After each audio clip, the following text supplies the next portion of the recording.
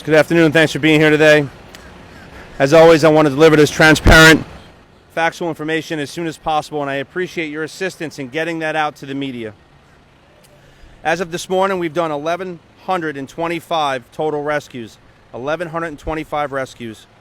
The death toll for the county at this point is 56. 56, and we're still investigating 685 well-being checks as people have called since the storm. There have also been several calls for the same individuals. The areas most affected by the storm are very seasonal.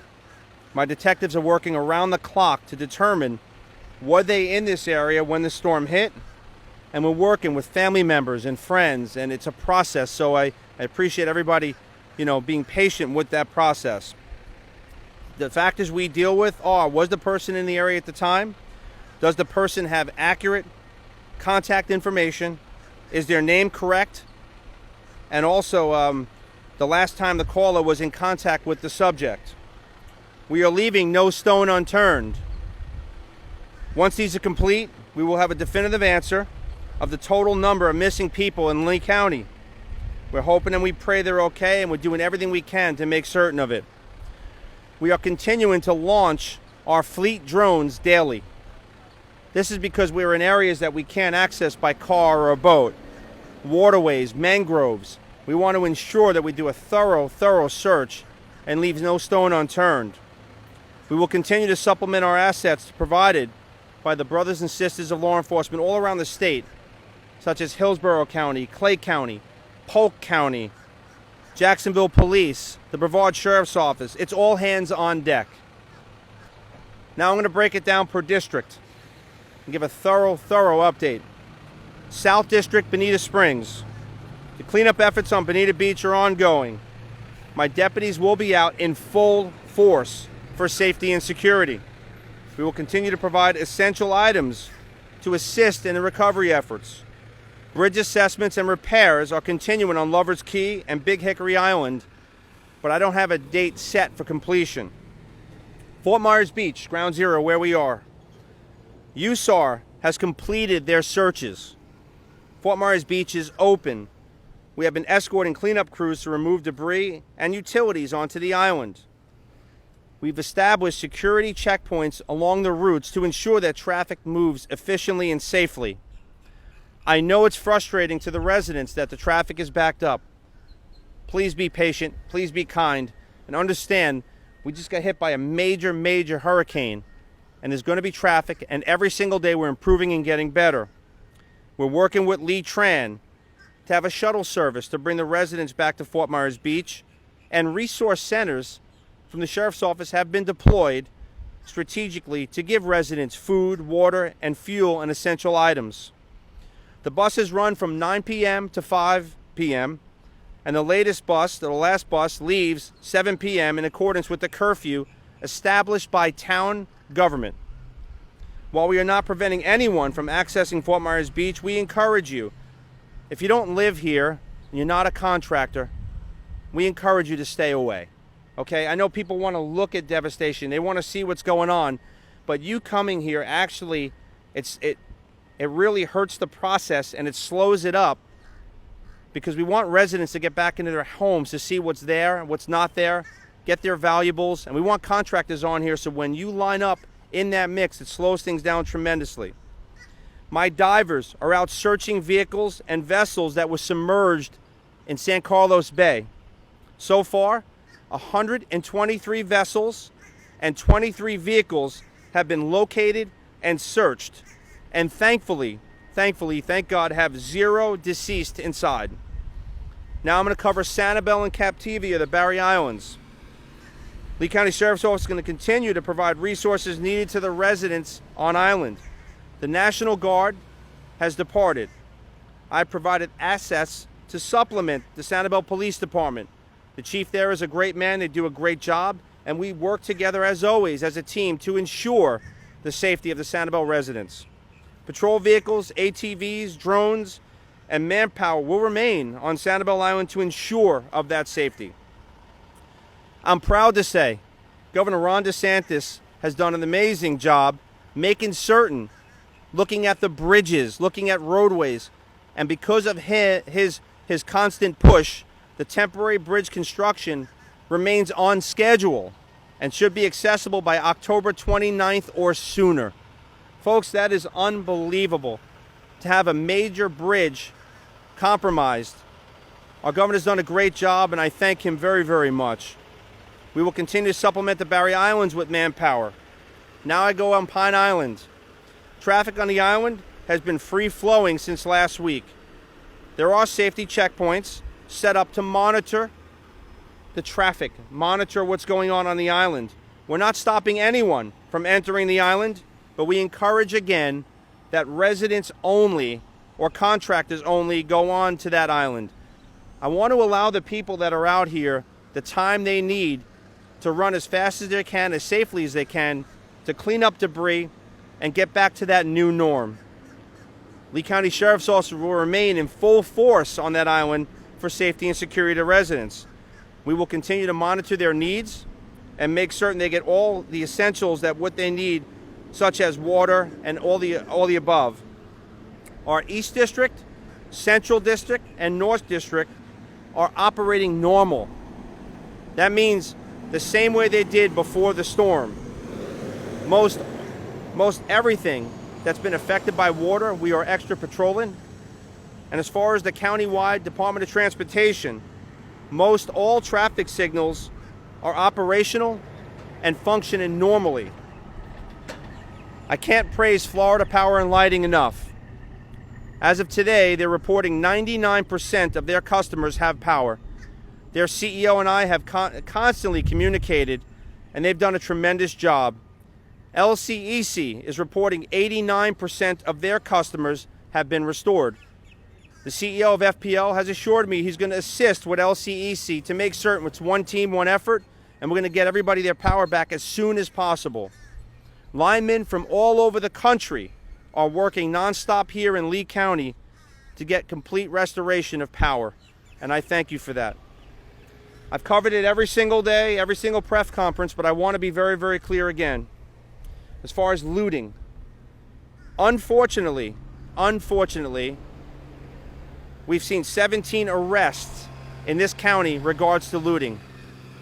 Those that think they can prey on our great residents in a time like this, there's no words to describe how disgusting that is. But I can tell you this with crystal clarity. I mean business. Our great Governor Ron DeSantis, this is a law and order state. As sheriff, this is a law and order county, okay? If you walk into someone's home, you will be carried out. If you're lucky, you go to jail, if you're lucky. Okay, looting relating crimes at this point, we have law and order, and that's the end of it. I stand with our great residents. People have the right to be safe and secure in their homes. Those that want to pray, go somewhere else. Leave our state. We don't even want you here. The great residents of Lee County, I thank you from the heart. The loss of life and property weighs heavy on everyone.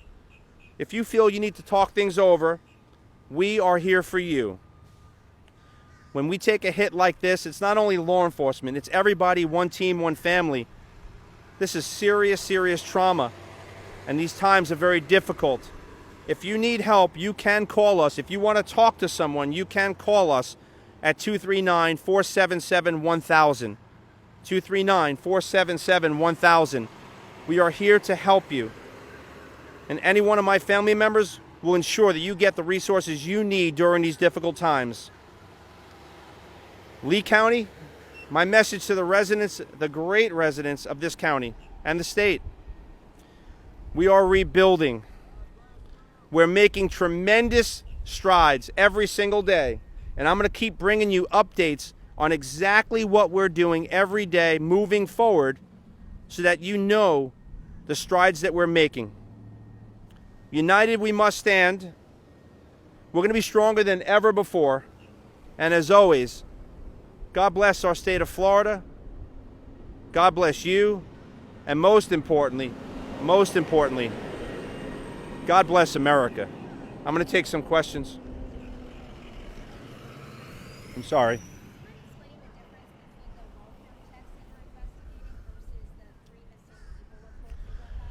So the difference is between welfare checks and the missing reports.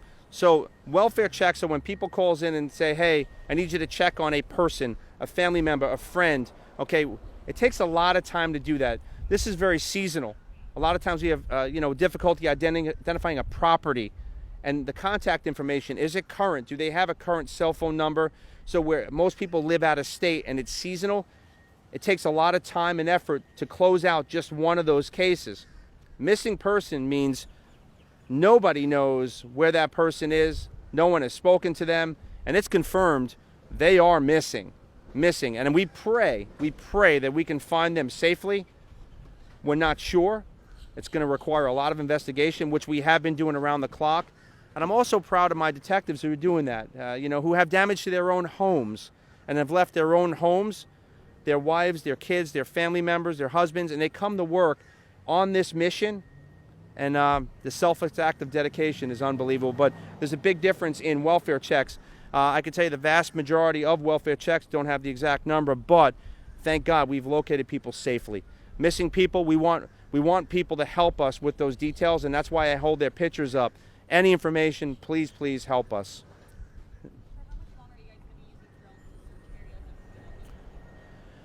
The length of time we utilize drones, it's indefinite. I mean, we will utilize drones and every bit of technology we have until we are absolutely certain we have combed the area needed.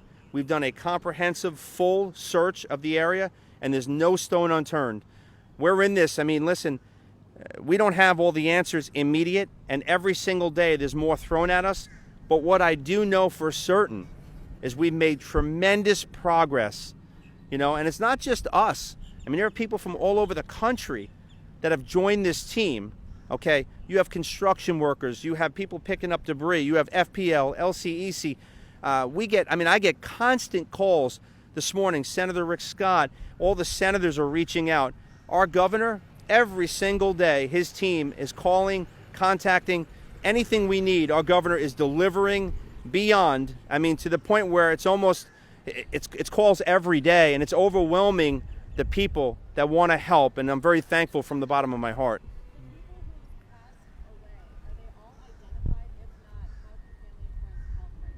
So right now we have identified all the persons that have passed. It was a process.